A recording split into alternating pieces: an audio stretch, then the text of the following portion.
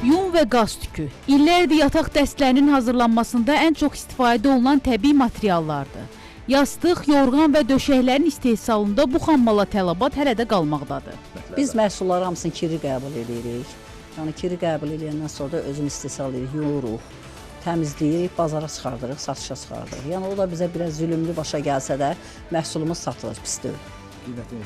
Qiymətimiz elə hər dəfə yəni 5 manat, 6 manat arasında. Kiri yununda alırıq hardasa 1 manat. Bir yorğan, bir döşək ortaya çıxartmaq üçün hardasa 100 manat. Alıcılar deyirlər ki, qaz tükü yundan baha olsa da daha çoxuna üstünlük verilir.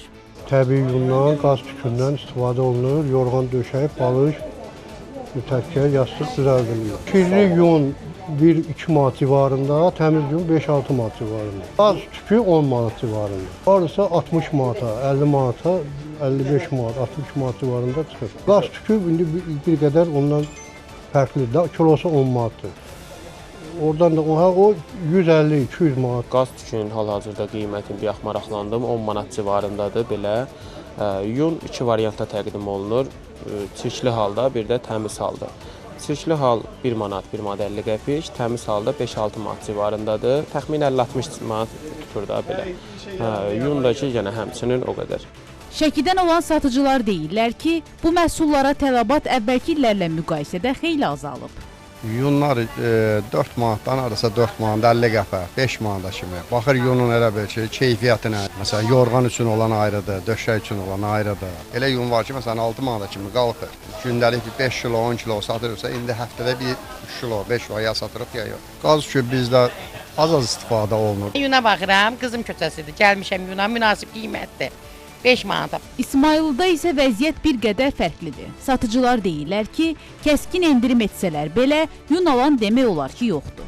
Qoyunçuluq təsərrüfatında yunu satmaqda çox böyük bir problem yaşayırıq.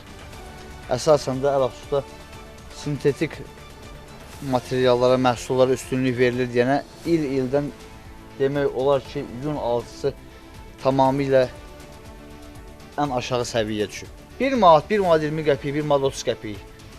1 manatı da təklif elədi, götürən yoxdur. Deyirəm, heç olmasa 80 qəpik versin, götürsün hamısı. Burada 3 sürə yun var.